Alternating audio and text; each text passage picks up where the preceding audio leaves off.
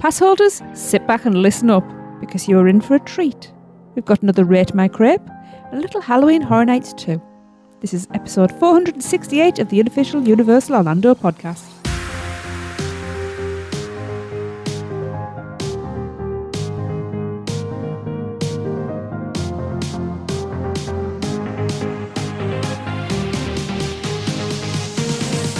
Hello everyone, it's me, Tracy, here to guide the ship, so to speak.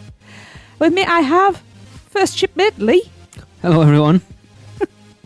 We have my right-hand woman Michelle. Hello, hello.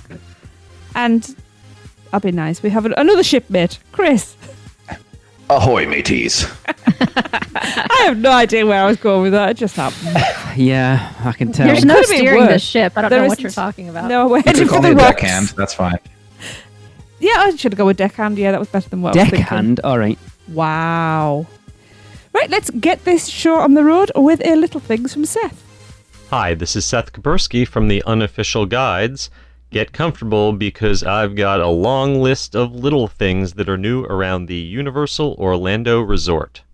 Halloween Horror Nights is right around the corner, and staging for the scare zones can be seen all throughout the park, in the Hollywood area, in Production Central, and all through New York and San Francisco. If you're so excited for Halloween that you want to be part of it, stop by the Five and Dime store next to the Bourne Stuntacular, and for around $200, you can have your portrait added to the Halloween Horror Nights tribute store and then returned to you after the event. Speaking of that tribute store, the facade is up, and it's one of the most elaborate ones that they've ever done for that New York area shop.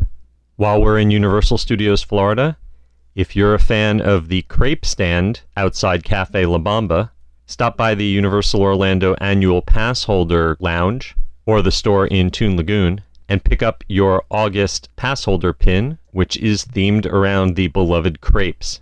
Thank By you, the Brian way, Jennings. the stage next to that crepe stand, which was used for character appearances, was recently removed. There's a possibility that they're clearing room for a larger stage for Halloween Horror Nights.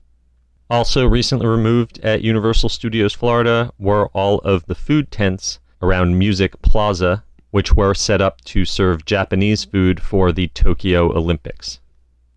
Now let's hop over to Islands of Adventure, where there's a surprising amount of activity at the Lost Continent. Construction walls recently went up around Poseidon's Fury, sparking a lot of rumors about a Legend of Zelda attraction coming to the land. However, the best information that I have right now that it is just a refurbishment of the attraction, which should hopefully be returning to service soon. Also in Lost Continent, the Shop of Wonder next to the Mystic Fountain, which previously hosted live artists, has been transformed into an All Hallows Eve boutique, featuring Halloween Horror Nights merchandise and some other spooky souvenirs. If you get hungry while in Lost Continent, Fire Eater's Grill recently added a new dessert to its menu, Greek-style honey puffs, which look like tiny little funnel cake nuggets, can be included with any sandwich combo from that quick service restaurant. However, if you want a freestyle Coke to wash down that snack, you're going to be paying a little bit more for it. The price to reactivate a freestyle cup for a day at Universal recently increased to $10.99, up $1. Right next door in Seuss Landing, the carousel has not been spinning for a while. This merry-go-round had some technical issues, and there is currently no estimated date when it will reopen. Let's finish up with a look at a few of the Lowe's hotels around Universal Orlando property. I recently took a look at some of the bars and restaurants at the hotels, and I've got some good news and some bad news. The good news is that if you are a fan of the make-your-own pasta cucina experience at the Trattoria del Porto at the Portofino Bay Hotel, that dinner option is returning shortly. Unfortunately, the similar wok experience over at Island's dining room at the Royal Pacific Hotel does not have a date yet to return. Sorry, Derek Bergen. Also at the Portofino Bay Hotel, the Bar American in the lobby has been permanently closed and is being absorbed into an enlarged club lounge for guests staying at the club level. Michelle.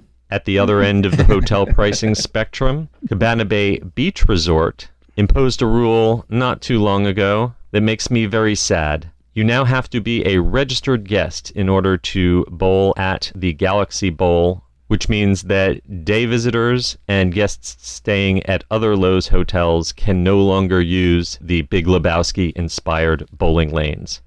If you are lucky enough to be staying at Cabana Bay, you can bowl there for only $12.99 per person for a 45-minute game. But be aware that reservations are now required and can only be made on the same day at the bowling alley during operating hours. Wow. And finally, this isn't exactly new news, but I did finally have it officially confirmed. All happy hours have been removed from all bars and restaurants across Universal Orlando property.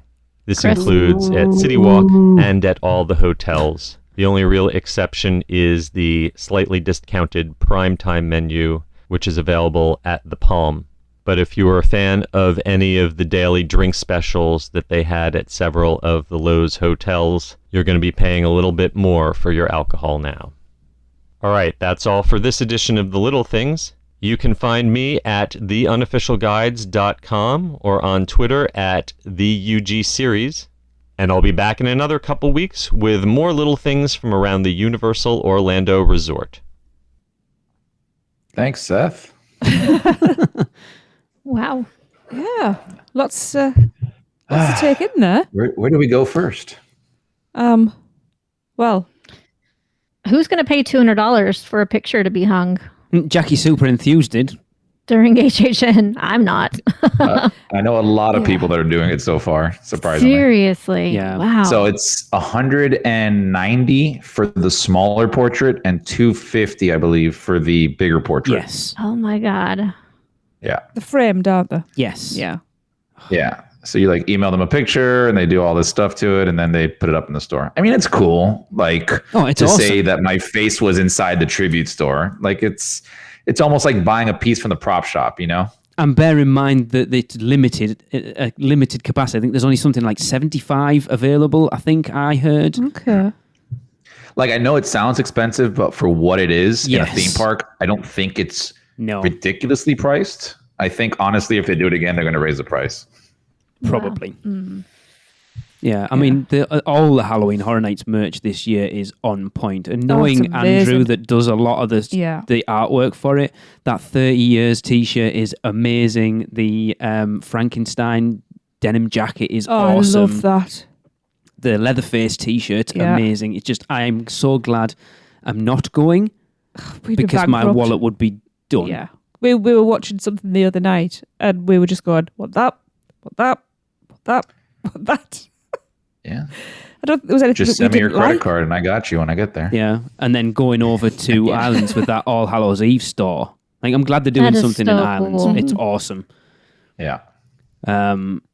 The stuff that's in there isn't necessarily Halloween Horror Nights. There's like some non-Halloween Horror Nights sort of creepy themed gear, and it's Just awesome. spooky stuff. That's cool. So cool. I'm excited about that. And then next door, so Poseidon's Fury is down, but they're just refurbing it. That's Is what. this official? No, it's not official. Nothing's been said. Universal don't tell us anything. Right. I Well, highly- Seth 6 said months it, after. so I was wondering if he... Highly doubt it's a Zelda thing. No, as we had it doesn't make sense. we had a huge conversation in the producers club about it last week with people thinking that's what it was going to be, and my comment was it doesn't make sense because why would you put a Nintendo attraction in the middle of the Lost Continent? It wouldn't make sense. Nintendo wouldn't want that. Universal wouldn't want that. If they're putting a Nintendo attraction in, it needs to be in its own land. Or like Skull Island is kind of an offshoot between two lands, not in the middle of an already themed land. No, It no, doesn't that fit in. that is set back and could be like self-contained, Not really. but it's not really big enough to Yeah. do that. I think Ian has a better chance to have Lord of the Rings get out there. So it's the next Kong Island where you can walk an past expanded Kong Island would be great, though. Yeah, they would have to pull the entrance of the Lost Continent 2 past it, but then you're going to have to retheme Mythos to something else as well because it's literally across the road from it. So I can't see it being that. I'd be very, very surprised. Yeah, I must admit I would be. Yeah, I wouldn't be against it, but I'd be very surprised if that's where that went. If it is a refurb, I hope they do a serious refurb on it. And it's not just a touch-up job. I hope they won't, but I'd like to see them go in and redo all the sort of film footage from it and bring it up to date. They won't because I can't imagine that would cost a fair bit, but I hope they do. Mm. Well, I'm surprised they're investing money in a refurb even because it just doesn't really fit anymore. Could it be just one of those like minor refurbs where they dust off some things and, not really cost any money to them? No, they'll touch the paintwork up and go and fix some little bits that are broken and stuff. It'll just be that. Change a light bulb. Yeah. Michelle, do you need extra space in the club lounge? I so do. I really do. It's way too tight in there for all of my stuffy friends. Oh, man, one day. Just one day. Yeah. In all honesty, though, it is kind of a tight club lounge. It really is. Oh, my God. She's not even joking, is she? No, it really is. Like, it's small. Compared to others that I've visited. Yeah. Not just at Universal, but I mean in general. Wow. My yacht only has 4 bedrooms. Yes. I need more. It is. Strange one, Cabana Bay only letting guests bowl in there now. Honestly, it's not. I'm surprised they didn't do this a long time ago. Really? Because that thing gets... I mean, I've never done it. We were going to do it once when we stayed there at Cabana Bay. But if you go there halfway through the day and try to get like a reservation for the nighttime, they're usually booked out like all the time. Yeah. Really? So, okay. Oh, yeah. Like they get booked out a lot in the evenings, right? During the daytime, maybe not as much because everybody's at the parks. But I could see them doing this because of maybe guests complaining that it's always busy and they want to really give that exclusivity to the guests there. Yeah, that makes and sense. Then restricting from other hotels would also maybe entice somebody to stay there next time to try something new. That's the way I see it. And potentially pull the families with kids away from the other ones as well. Could potentially be looking at that. Yeah, it makes sense now you've explained it. Yeah. And, we've never done it. I actually want to try to do it this time around when we go stay up there. Just to say I did it. Yeah. Yeah. I didn't know it was Big Lebowski themed, mine. That's pretty cool. Yeah. And the freestyle price increase of $1. I still think it's pretty good value, actually. We've never done it. The thing is, considering how much we do drink during a day, I don't know why we don't. Because you won't share, otherwise I'd get one have between my own. us. We do it every time. Great purchase for HHN. Oh my God. So yes, we spoke recently. August 16th, we'll see the beginning of this year's Passholder Appreciation Days, and that will run through until September 30th, and we now have more details.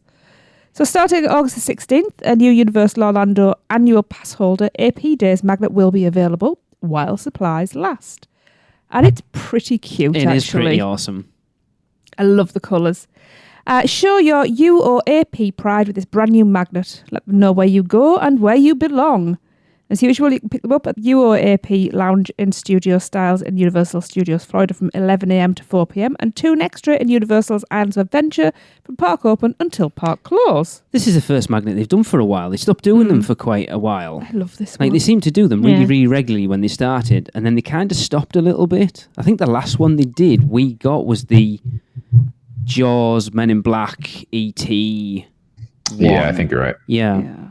When are they doing the Jack one, the HHN one? September, and it looks amazing. Yeah. Amazing. Please, I have people already on the lookout for it for me because they look amazing. They're doing 2 magnets? So this is a Passholder Days. In September, they're doing Jack Halloween Horror Nights one. If you go in the Producers Club, Chris, have a look. I posted a picture of it because I'm like, please. Oh, I saw it. Trust me, I saw it. And when I go there in the beginning of September, I'm looking for it. Yes, me too, Chris. So Me awesome. and Michelle will be tracking down people, and if we We find will. those random people with the magnets, we will also just swipe it. So cool. But this Say one, thank you, courtesy of UUOP.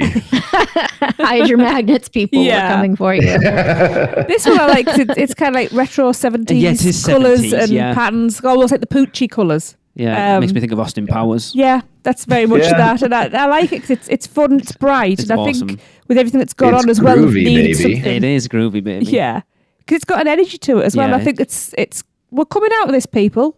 Kinda. You know, I don't feel Well, like it, but got to stay positive. Yes, we are. So, Yeah. I'll take it. Really excited to hear Chris read this next line. yeah. I didn't even read it. So these yums are yours. Universal Orlando's chefs and mixologists have rolled out some awesome eats and drinks just for you. Throughout the parks, City Walk, and at the hotels, there's some tasty treats waiting for you. Here's just a sampling of the offers valid from August 16th through September 30th this year, 2021. In Universal Studios Florida, the Maloney Stack. Yeah, what the I said. Maloney Stack at Finnegan's Bar and Grill. It is a premium grilled house ground beef patty, braised short rib. Wow. Beer battered onions, Oh my God. onion rings, and ale cheese sauce Wow. served with wedge fries. yeah, okay. Heart attack, yes. Delicious, Yes. also yes. Oh my Yeah. God. What a way to go. I just can't believe we're still not eating in Finnegan's. No. It's good I food. haven't either. It is good food. I highly recommend got a it. table at Stay and Scream Everybody at Halloween knows Horror the Nights story. 2015, and none of us were hungry, so we just never got anything, and we got kicked out. We actually got kicked out. Everybody knows. I don't care. The soda bread is creme de la creme. Creme de la creme. All right. And then over at Islands of Adventure, we have the vegan pizza tots at Green Eggs and Ham Cafe.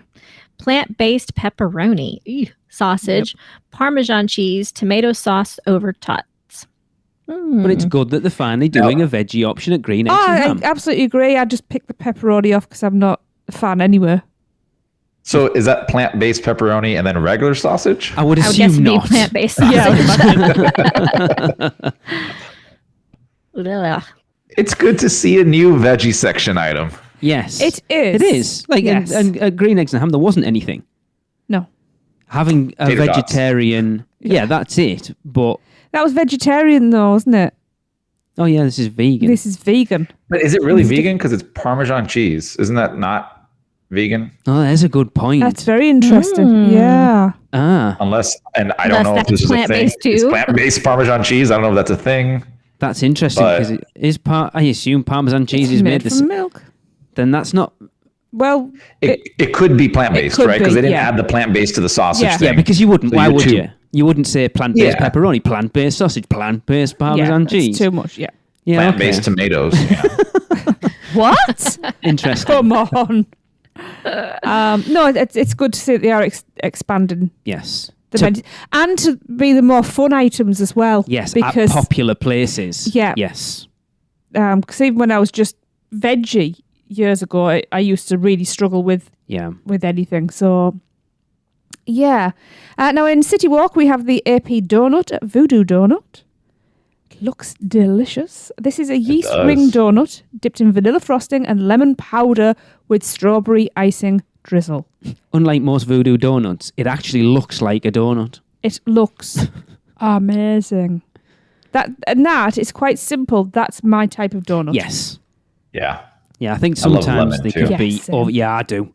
They can be. I think some of the voodoo donuts are a little over. There's too much about them. I got the Halloween Horror Nights, the Stranger Things one when we were over in 2019. It was the one with the Christmas lights on it, and it was too much, to be honest. It had like a Too much, custardy, too sugary. caramelly stuff in it, and I got it for breakfast. It wasn't a good idea. Yeah, they can be a What little sort too of much. person are you? Look, anyway, Yeah. we've heard all that story before, so you don't need to tell it again. Please continue. All right. Over at the hotels, you got the Coastal Refresher, and that's located at the Endless Summer Resort, Surfside Inn and Suites, and Dockside Inn and Suites. And this has Bacardi 8 rum, Cointreau, pineapple, watermelon, and sour.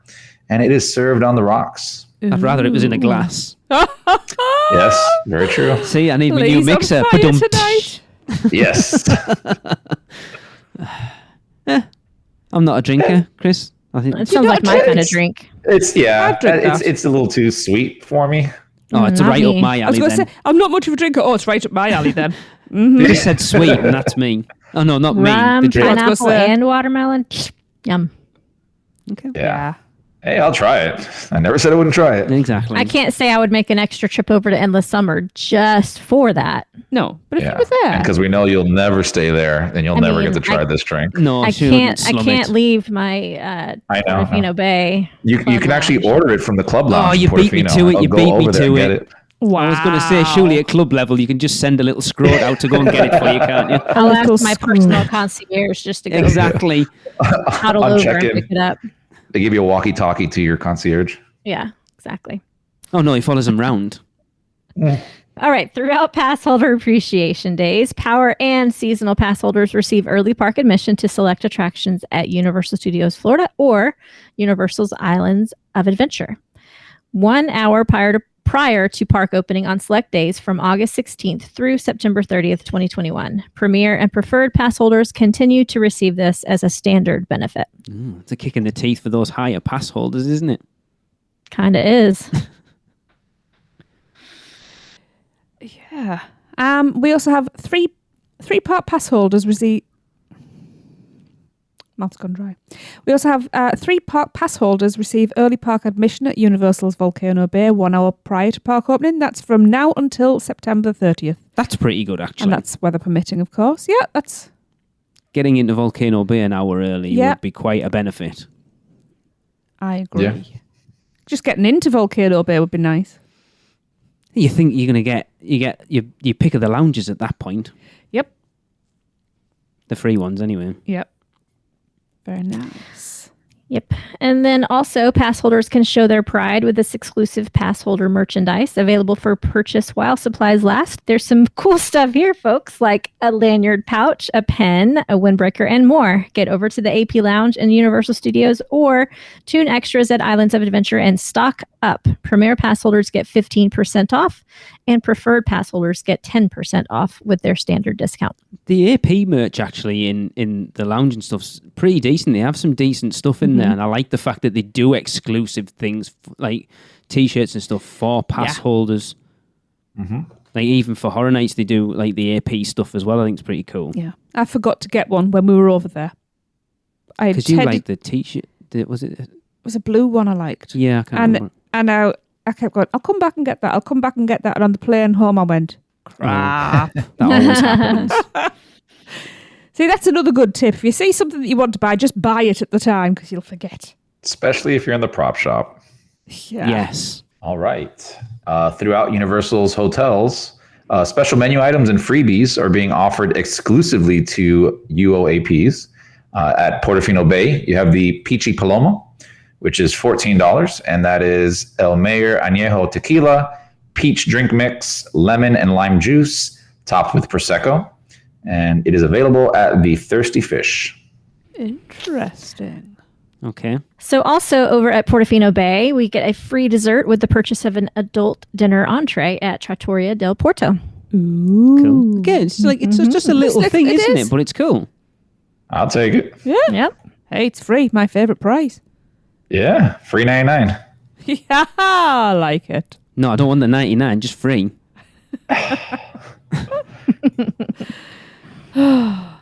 And yeah. So you could also get a burger and a beer for $25. That is a cherry bomb burger, which is half-pound fresh Angus beef, melted pepper jack cheese, sweet hot cherry peppers, and spicy aioli. Oh, drooling. That's served with an onion ring volcano. I've always wanted one of those. Paired with a pint of 1010 Brewing Company's East-West IPA. Right, I'm setting off now. I'm going to walk it. That's available at the kitchen and the Velvet Bar. Delicious. At Hard Rock Hotel. Yeah. Just in Yummy. case you didn't know. Yeah. Free order of homemade pretzel rods with the purchase of a dinner entree at Jake's American Bar. a free order of vegetable spring rolls with the purchase of a dinner entree at Island's Dining Room. And you also get a free Kona Coffee Macadamia Chocolate Torte with the purchase of a dinner entree at the Island's Dining Room. And all this can be found at Royal Pacific. Well, that's my dinner sorted. Yeah. Well, no, because you've got to right. order all that crap. Hey, Michelle can vouch. I could eat all of that. Probably. Oh, yeah, you can. Yeah. For sure. Yeah. I have all the faith And some now. of ours. Yeah. Right. This next one is totally up my alley. So over at Sapphire Falls, annual pass holders can get a free order of house-made empanadas with the purchase of a lunch or dinner entree at Amatista Cookhouse. Or they can get a free Caribbean rum cake with the purchase of a lunch or dinner entree at Amatista Cookhouse. That's somewhere I Not definitely bad. want to go. Yeah, me If too. we end up staying at Sapphire Falls when we come over for the Which we weekend will. and next year, I definitely want to go to Amatista. Yes. It's been my list It's since it a opened. nice looking spot. Yeah. Yeah.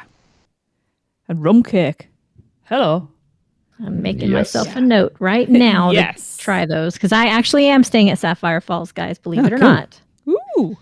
Ah. Interesting. Just kind of slumming it, but not really. It's like the high end of slumming it, isn't it? That's like glamping over camping. Basically. Yeah. Okay. Yeah. Are you staying there this next trip? Yep. Okay. HHN Yeah. opening weekend. You got to try their brunch. Now this, Yeah, I should be awake by brunch time.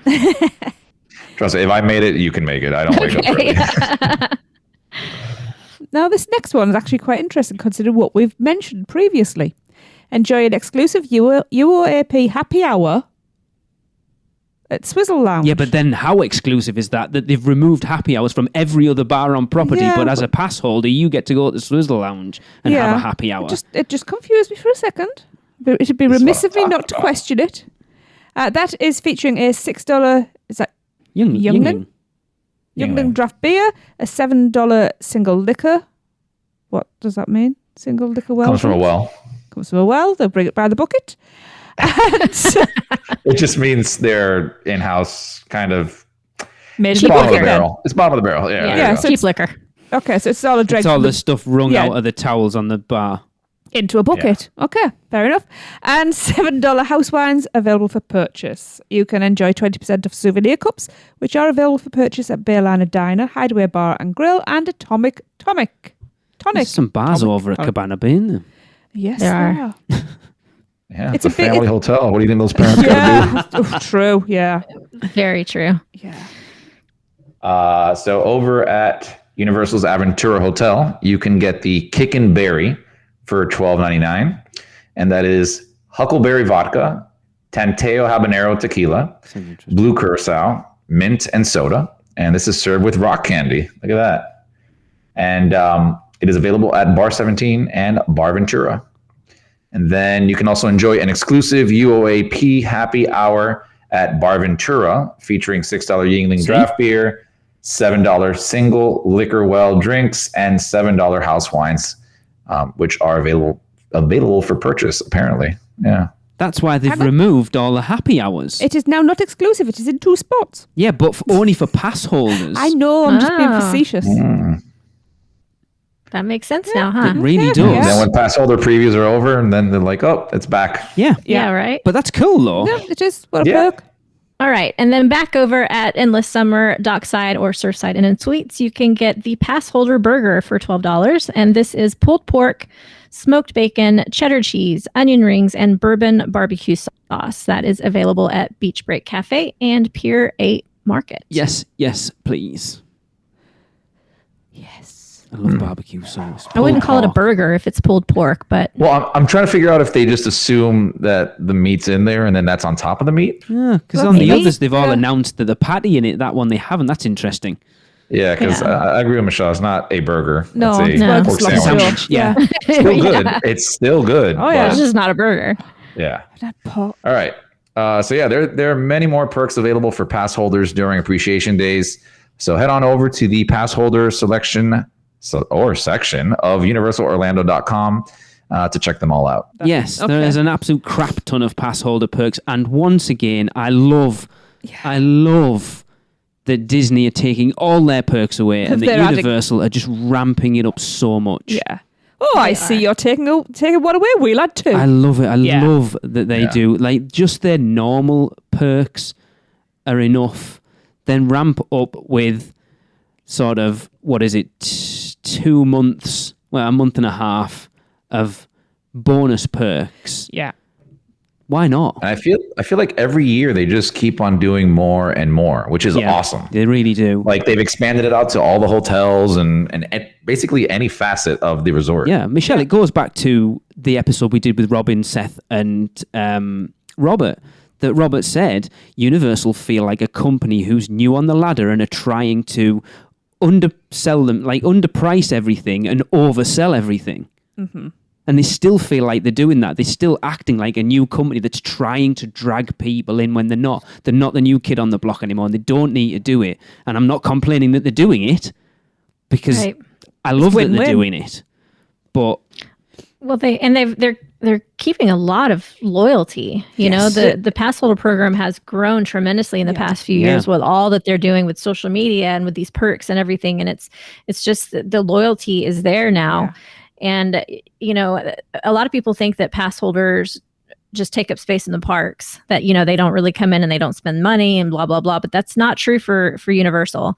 I can't tell you how many actual pass holders for Universal I book rooms for every other day. Mm-hmm. And that's on property. You know, so they're still booking hotels. They're probably buying most of the merch. Let's be honest. Mm-hmm. They're spending their money there. So why not keep them coming back? Well, I mean, they're taking care of them, and it's showing in return. Yeah, and exactly. I'm sure the locals who are pass holders are going, should we just pop down to City Walk or an in-park restaurant for dinner? Yeah. You know, it's just if I live there, for sure. You know, so it's not like they're just freeloading, and they've paid for the pass as well. So no, it's good. They've got the finger on the pulse, and I love that they're doing it. Yeah, I think Disney have got to that point now where they believe that Passholder, like obviously I know they've stopped the passes at the moment, but they're going to ramp back up. But I think they got that comfortable that they always tried. I think Disney have always tried to push what is the least amount we can offer for anything. And how much can we, and what's the maximum we can charge before people stop doing it? That's definitely what their current administration's philosophy is, for sure, over at Disney. Universal are the exact opposite. The opposite. Yeah. How much can we give them for the best value? Yeah. How much can we appreciate them in return? Yeah, and I don't think that goes just for pass holders. I think that's just park-wide for everything. No. How much can we give, and what is a reason? What is the... We want to still make money, so what is that price point? But the thing is, with a pass holder, they, at the beginning of a fiscal year, have a budget already, and everything else is additional. Day visitors and international visitors, it's all just extra on top. You know, it's just, of course I need to give them some little rewards. Yep. I'm quite happy. Yeah. Right. Bit more happy news. Let's have some birthdays. Kind of. I cocked up again. It wouldn't be a birthday.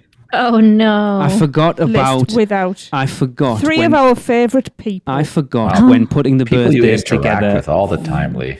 I forgot when I was putting the list of birthdays together for the last two shows to actually go into the group of people that I class as part of the team.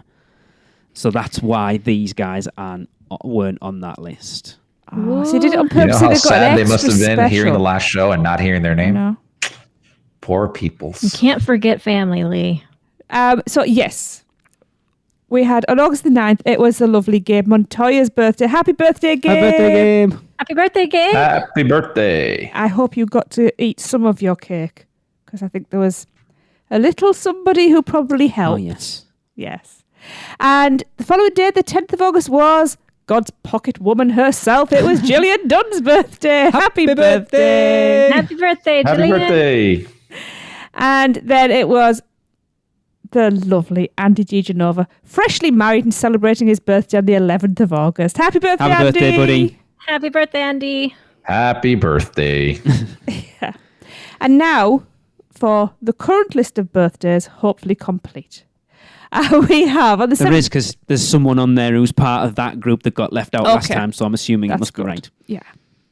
Okay. On the 17th of August, we have the lovely, I don't know how to pronounce this, Jeff Elbow? I'm sorry, Jeff. Please tell me how to pronounce your name because I do like to know. It could be LBO. I think it's Elbor. Elbor. Like maybe the A silent. Maybe. Anyway, have a lovely birthday, Yes, Jeff. happy birthday. Happy birthday. Yeah, happy birthday. And our very own Seth Kaburski follows the following day. What's up to following? On the 18th of August. Happy birthday, Seth. Happy birthday, Seth. Happy birthday, Seth. Happy little thing's birthday. I hope you get big things for your birthday. though. Yes. Yes. Big pieces of cake. Yes. And then following that, the 19th is the lovely Zoe Waycott's birthday. Happy birthday, Zoe. Happy birthday, Zoe. Happy birthday, Zoe. Happy birthday. She works for Universal. Oh, that's okay. Over here, though, that's the weird thing. Oh, okay. We have birthday twins. The 20th, we have Thomas Brino. Happy birthday, Tom. Happy birthday. Happy birthday, Tom. And, Feliz cumpleaños, brother. and it's also Brittany Asbell's birthday. Happy birthday. Happy birthday, Brittany. birthday. Happy birthday. And finally, bring up the rear. On August the 22nd, it is the lovely Kyle Plunkett's birthday. Happy birthday, Kyle. Happy birthday. Happy birthday, Kyle. Happy birthday. Christopher. What? Did nobody get a Feliz Cumpleaños? He did Yeah. for Tom. I threw didn't Thomas hear Brino it. a Feliz cumpleaños. See how much you're listening, Lee. Wow. Okay. If he would like Lee not to take any notice and ignore you like he does us. Well, he not paying attention at all while wishing our listeners a happy birthday. Got it. If you'd like to be ignored, tell him how, Tracy. It's a good job he knows we love him. Yes, come along and join us in our little not a cult.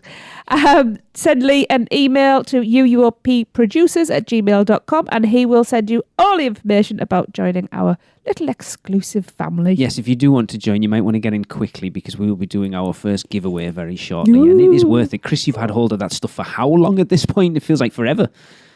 I mean, it's all really good stuff. I've been using it for the past month. I can't wait for you guys to try it.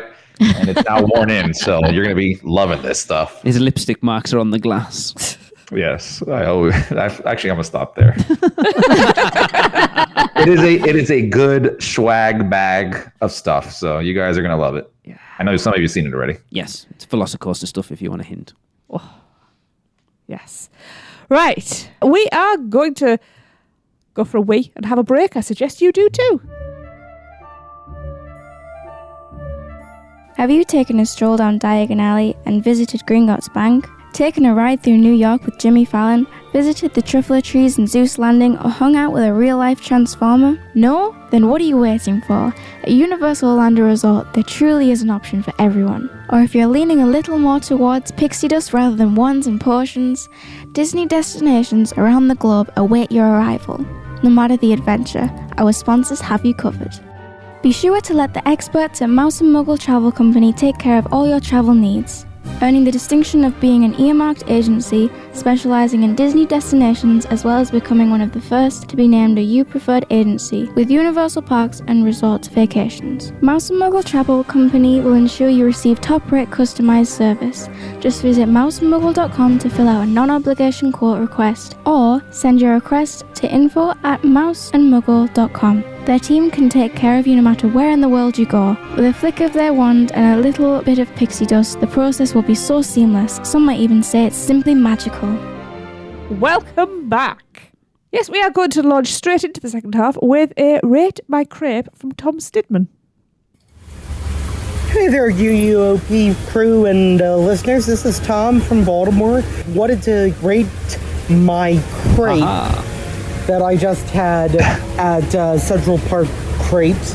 It was the brisket crepe. I would give it a 4 out of 5. I really like the other flavors besides the brisket, the sauces, the cheese, and the brisket. The brisket was okay. It wasn't tough. It wasn't terrible, but it didn't have the flavor I was expecting. That's why it wasn't a 5 out of 5. It was pretty quick. It took me less than 10 minutes to get it, which was nice. Yeah, that's not bad at all. Sometimes you just want something quick for a light lunch. I may do another one for a sweet one later on during the trip here, but wanted to give you my thoughts on my brisket crepe that I had Love what y'all do. Thanks a lot. Talk with you later. Cool. Nice, honest review. Yes. Yeah. Yeah. I so want to try all of these. He says that was his 4th in the rank, right? Yes, Gillian. Instigator. Chris. I was just trying to help her out for her birthday, that's all. Funnily enough, I have one sat in the bank from Gillian. Ooh. She has sent another one in. Ooh. Ooh. Did she play along this time? Or? I don't know. I haven't listened to it yet. He's afraid to listen.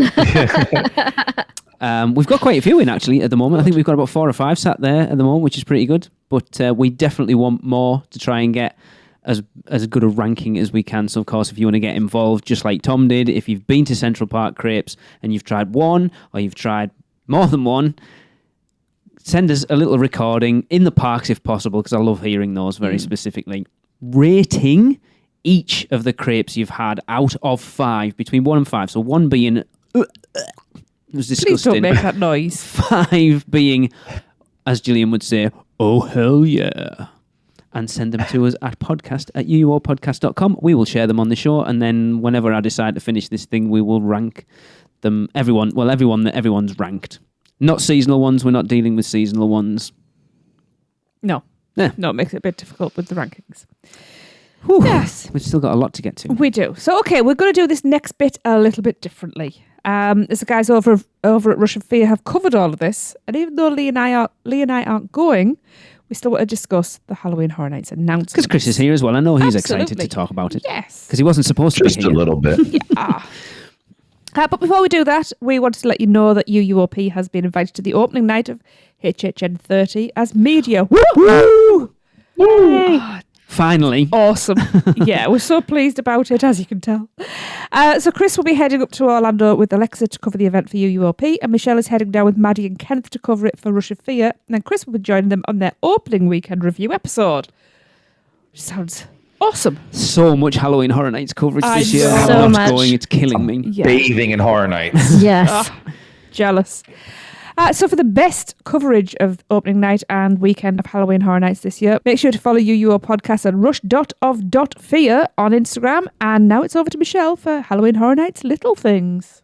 Aha, Little Things with Michelle. Hi, everyone. It is time to give you everything that has been announced for HHN 30. So let's begin. 2 weeks ago, we got a 5th house announcement, which was Halloween Horror Nights icons captured. This fall, the brutal cruelty and madness of this collection of foreboding figures will be unleashed in Halloween Horror Nights icons captured. Guests will quickly realize they're the hunted as they desperately try to escape the grasp of each character within its ominous domain. From the storyteller's infamous bed of razor-sharp nails to the cadaver-filled mortuary run by the caretaker. Harrowing horrors will await guests at every turn, giving them no choice but to face the most horrifying legends in Halloween Horror Nights history. This is it. This is the house. This is my Yeti for this year. Uh-huh. The icons captured one is? Yeah. Yeah. Most anticipated by a country mile. I mean, it's all the icons, so yeah, I'm with you on that. You know, this whole event is just chock full of history, of HHN history. Yep. So it's hard to pick which one is going to be the best at this point. I'm really struggling with deciding which one I'm most excited about.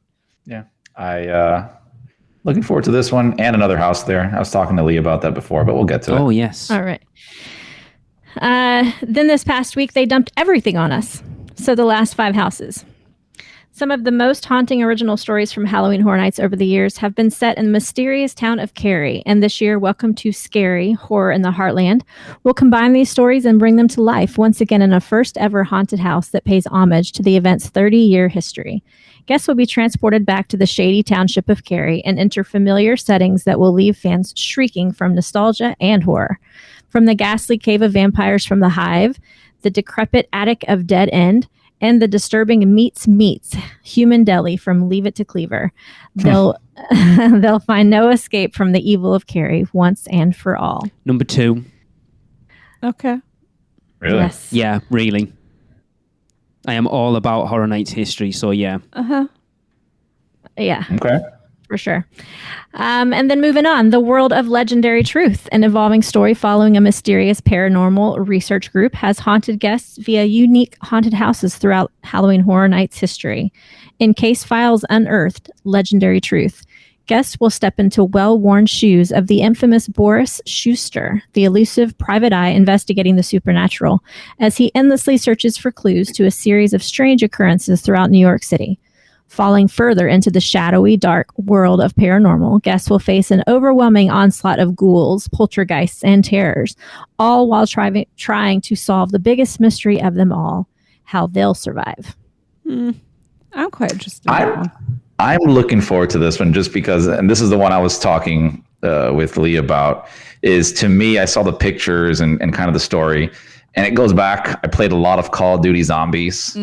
In my life, and there's a particular level or map called Shadows of Evil that has this written all over it. Like, I feel whoever came up with this idea was playing that and then like, oh, let's make it into a house.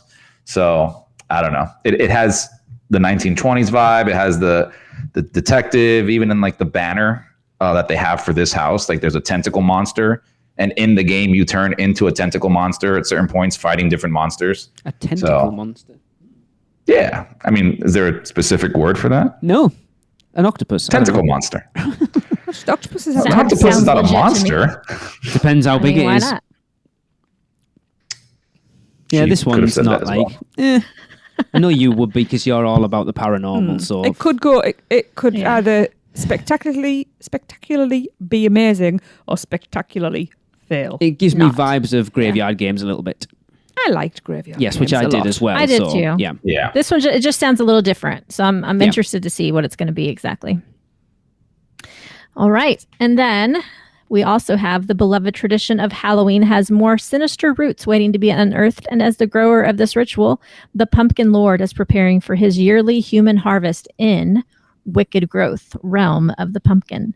Lured in by the familiar sights and sounds of the holiday, guests will find themselves trapped in an endless maze of traditional Halloween domains, including a dilapidated haunted house, an ominous graveyard, and even a wicked witch's cottage, all overrun by ruthless creatures engulfed in ghastly pumpkin growth. They'll follow the ceaseless finds as they twist and turn right into the Pumpkin Lord's lair, where he eagerly awaits new victims and is never truly satiated. Number 5. I think this one might be my number 1. Really? Really? This could be another Scarecrow the Reaping. Yes. Yeah, that's what we said. Yes. Which was also an amazing house. Yes. So It was scary as hell. Yeah, this and the whole pumpkin facade, the recurring pumpkin theme throughout HHN, it's usually beautifully done. Yeah. So I can't wait to see how they take that beautifully done pumpkin theming and turn it into scary too. It's going to be cool. You do not know how much this is killing me talking about this. You put it in the show. Yeah. All right. This next one, y'all. My number 4. My number 4. I think this is going to be the scariest one for me. All right. The demented side of puppetry and theater will take center stage in Puppet Theater Captive Audience as guests are transported to San Francisco's abandoned Grandeur Theater in the early 1900s. They'll find the Passix puppet troupe trapped within its ruins in the midst of rehearsing for their next grisly performance. With a fanatical need to entertain any captive audience, the troupe has turned to transforming trespassers into living puppets, dismantling and sewing them back together as life-sized marionettes for additions to their horrific encore. Will guests escape in one piece, or will it be their final curtain call? No matter what, the show must go on. And having seen this when they did that YouTube preview of it last year, it looks amazing. It does. Actually. I can see some really, really awesome makeup being done in this house. Yeah. Oh, yeah. Yeah. And just people just kind gore. of scream. Yeah, like screaming, just like half-stitched puppets, but life-size humans, obviously. This one has a lot of potential to be amazing. It really does. You all know how I feel about puppets. Yes, we do. And it's kind of... These puppets are worse than clowns. Really? Oh, yeah. Don't even mention Pinocchio. Nope, doesn't exist. Yeah, this one, I remember talking about it before, and I'm gutted that I'm not seeing it, but a little part of me's kind of like, because this might be the house that I actually did freak out in. Awesome. And I've got a dead inside persona to uphold. Yeah, it's going to be a creepy one. Yeah. And then we also have one that we kind of all knew was coming, Revenge of the Tooth Fairy, which will entice guests to uncover the darker ritual behind an innocent childhood tradition. Long ago, parents struck a bargain with vicious, goblin-esque tooth fairies to protect their children from these evil creatures who crave pearly whites. All children must give up their baby teeth or pay a gruesome price. Guests will step into a heinous realm of blood, teeth, and gore where these fairies extract their toothed bounty by force, and the only way out is to hold in their screams and keep their mouths shut. See, if I hadn't have already seen this last year, I'd have been quite hyped for it, but having seen it, it wasn't bad. It just didn't quite look how I hoped it would. Yeah. I mean, it was good. I mean, we didn't have too many complaints about it. I've said to Tracy, looking at the 10 houses at Horror Nights this year, normally you can split them into 3 sort of sections. Yeah. The ones you know are going to be awesome. The middle of the road ones, and then the ones that I'm like, I'm not that bothered. For me this year, there's 2 sections. Yeah. There's like 2 I'm not interested in, and then the rest, which all look amazing. The fact that you're getting a year of Halloween Horror Nights where there are 6 originals and only 4 IPs is huge, and I am gutted that we are not there for it, because all those, even with Tooth Fairy, to be fair, all the originals look stellar. Yeah, they really do. Yeah. They really, really do. I just hope that COVID holds off long enough to let us be normal and not everybody behind plexiglass and everything again. I don't care. That'd be nice. We shall see. All right, moving on to scare zones. We got all 5 announcements for that as well. So starting in San Francisco, we will see Crypt TV. Guests will step inside Crypt TV, a dark universe of monsters that reside in the same reality on their screens, in their pockets, and now in real life. In this nightmare world that's overtaken San Francisco, creatures of all shapes and sizes exist, including the LIBSYN, the Sunny Family Cult, Harclaw, and Miss Hannity. Now they've been brought to life in a world of fear that will engulf any guest who enters. Having looked around at some of the images that people have been posting from Crypt TV, it looks like it could be a decent scare zone. Yeah. I was talking to Alexa about this, and she was super excited because she thought it was like the Crypt Keeper. Okay. Yeah. And I'm like, that would have been amazing if they done like a modern Crypt Keeper who's on YouTube now and like ask you to smash the like button and everything. But, I don't know. It would be cool to have that as a little kind of Easter egg in there. I don't know. We'll see. Yeah. Have you guys watched any of these episodes? I would just watch the look-see on Friday. And they're definitely low budget stuff, but the creatures, the monsters themselves are super creepy. So I could see where it would be a decent scare zone. Yeah. I got to watch the other ones though. Okay. It's a decent one. All right. Yeah. It'll be good. And then over on Avenue of the Stars, we have the most infamous characters from past Halloween Horror Nights scare zones who will reunite to take over the Avenue of the Stars in 30 years, 30 fears. Guests will enter a gory reunion where the past has come back to haunt them with creatures of blood and bone, beastly monstrosities, and chainsaw-wielding fiends lurking around every corner. I normally couldn't care less about the scare zone that's on Avenue of the Stars. This one, yes, please. Yes. Yeah. The lighting package is going to be phenomenal. The sound system, massive. So many stages. If there was a way that those big, like, mural-y things they've got set up in there of me buying them and somehow getting them shipped home, I would love them. They're awesome. What would you do with that? I don't care. You just think ahead. And they're awesome. How cool would that be just to have them? They're phenomenal. Yeah. I'm excited to see Chance again. I so hope she's on one of those stages because she was so fun to interact with. So, yes, I'm excited about this one. I'm happy that it's like the first thing you run into when you enter the park. It's going to be great.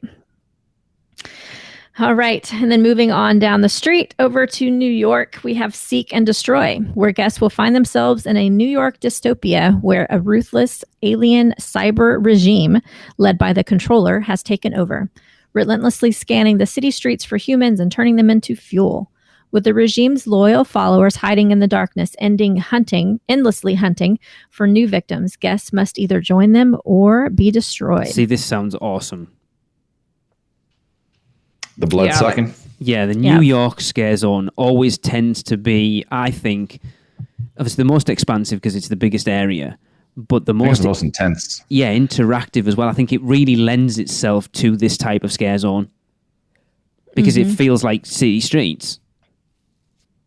Yeah. Yeah, that's true. Yep. And apparently it seems like there might be some spotlights put up. So it looks like there's spotlights searching all of us in the crowds for, Wow. It's going to be a good one. Yeah. Okay, now we have the beautiful scare zone, at least it usually is, over in Central Park. The heartless Terra Queen is back, and her wicked plans to remake the world and her terrifying image will take root in Central Park, transforming it into the grisly Gorewood Forest. Guests will find nowhere to hide from her menacing minions as they harvest fresh blood to feed her ever-growing power. I know I'm not going, but if there's not boobs in this scare zone, I'll be very disappointed. Wow. I mean, have you seen the Terra Queen? There is no Terra Queen without boobs. Exactly. That's very true. Oh God, I'll miss standing there with you, Lee, enjoying the boobs. You can always do a live video. I'll you have can to. call me and we can just watch them together. Yep, we'll title it boobs. I wouldn't. You know who you might get on that live call. Oh, this. I mean, everything in Central Park is usually beautiful. It is, yeah. This is going to be no different. Instead of pumpkins, they're going to hang boobs. They just tend to be. And now I'd be up for that. Yes, bras. Yeah. No bras. Wow. Okay. Michelle, friendly. Yeah. Anyway. Moving on quickly from this subject. On Hollywood Boulevard, we see Eddie Schmidt, who is Jack the Clown's diabolical brother. He is returning to Halloween Horror Nights. Is it really returning? Was he ever really there? It has been as part of it, but never as an icon. Regardless, he's here this year, and he's going to film a gory Hollywood sequel in Lights, Camera, Haction, Eddie's Revenge, except this time the monsters are real. Vampires, evil clowns, creatures from the watery depths, and other beings from events past will roar on the scene where guests will make their short and painful cameo. See, I love the fact that they're plowing through all that history and bringing... because if you look as well, they've got like little stages set up. There's an invasion one. I think there's... trying to think now. Is there a Vamp 85 one or a Vamp 55? One of those Vamp two. 55. Yes. It's a Vamp 55. It just reminds me of Icon Alley, but with rather than the icons, it's the scare zones of past. I like that idea. That idea a lot. Yeah, I'm excited just to see Eddie out there. Yes. Yeah. Yeah. You know what's interesting is they have some of the good guys staging set up, but it's not in a scare zone. It's over on the bridge. Yeah, I did see that. Yeah. I think someone mentioned like it's a promo probably for the sci-fi series going on. Okay. Decent scare zones. Again, I think a good, a really decent set of scare zones. Scare zones, I find, can be very hit and miss. There's usually one or two that you're like, yeah, they sound cool, and the rest are kind of, These all sound pretty decent. Yeah. Maddie's so excited to see Cheeks and Foons. Oh, yes. Yes. Yeah, it looked I'm kind of sad that we're not going to get to jump through like foam. Yes. Walk through a foam pit, but still cool. Her dream has come true. So good scare zones. Yeah. Definitely. Good houses, good scare zones. All right. And we also have 2 shows this year again. First off, which we knew was coming, we have an all-new Universal Studios Lagoon show. It will make its horrifically hypnotic premiere at Halloween Horror Nights in Marathon of Mayhem, Carnage Factory. Jack the Clown will lure guests into a trance, and they'll awaken in the heart of an insidious factory with pulsing lasers and pounding, electrifying music. Frozen with fear, a nightmare machine will extract guests' deepest fears one by one and project them onto giant water screens, showcasing the notorious Halloween Horror Nights icons and frightening scenes from Netflix's critically acclaimed series, The Haunting of Hill House, the legendary Universal Monsters classic movies, and the iconic slasher film, The Texas Chainsaw Massacre. Well, that's interesting because I'd heard, whereas Marathon of Mayhem from 2019 lent heavily on the music from the houses that were there, I'd heard this was all original music, but then throwing in the fact that they're going to show scenes from those is interesting. I don't know whether they would use the music from them or not, but I heard that it was all original music, so it'd be interesting to see. Does Haunting of Hill House have music in it? I'm sure it's got an intro theme. It will have. It'll have a soundtrack. They tend to. There's nothing but nothing iconic, that though, like is there? No, nothing like Stranger Things or Ghostbusters, where it's catchy and you know it. Nothing has like Stranger Things. No. Let's just get that clear. Yes, sir. It's not. It used to make me cry. Anyway. The second show we have is Halloween Nightmare Fuel. A fearsome and unforgettable performance will ignite guests' waking nightmares in the all-new show, where nocturnal creatures, aerialists of the night, and frightful fire performers will come alive to the crackling beat of rock, metal, and electronica music. So basically, Academy of Villains can't do it anymore. Why don't we just do our own Academy of Villains? Yep. Yeah. Why not? Why wouldn't you? Yeah. Well, the dancers are not going to be as good. Right, they could be better. So this show's supposed to be, you're saying it's from Universal doing this or somebody else? No, I think it's Universal. Okay, interesting. Because someone had reached out to me and we were talking, and there's actually a company called the Fuel Girls. Okay. And they are saying that that's who's doing this show. Oh. I don't know if I should mention her name, whatever, but no, don't. We were just talking, and said person had spoken to somebody that told them it was this before, it was announced. And then they could even hear the rehearsing of this show from their vicinity to the parks and where they live. Oh, so if it is a real dance troupe, that's good news. It is. Like if you go on YouTube, I'll send you a link. It's called The Fuel Girls, and it's exactly what's being described. It's a bunch of lingerie, latex, leather, fire. Michelle. Music, yes. Everything. Well, if that's true, I am crazy excited about this. I was going to say something rude there, but I won't. It's time for everything. Yes. Awesome. It's going to be a good event, guys. Yeah, I think it's quite possibly going to be the best event Halloween Horror Nights has ever held, and I may not survive. I mean, we still have that little stupid thing called COVID going on, so I don't know if it's going to be as bang as it could have been without COVID going on. But the girls may have to wear masks, but the boobs can still be out. So right? Yeah, it's not so bras, it's masks. Yeah, we're good. So for those of you who want to go, the event will run from Friday, September 3rd through October 31st, and all multi-night tickets are now available. So for more info, go to HalloweenHorrorNights.com and check out the latest episodes of the one and only Rush of Fear podcast. Yes. Yeah, you should do that. It's going to be a fun year. Yeah, it looks like a really well-rounded event. It's not going to be a fun year, but anyway. I know. It's going to be a very sad year watching it from afar. I'm going to be leaning very heavily on Rush of Fear, Christopher Zavala, Alexa Lorero, and all the vloggers that we normally watch on YouTube, probably through tears. Probably. But anyway. Be live streaming like a mofo.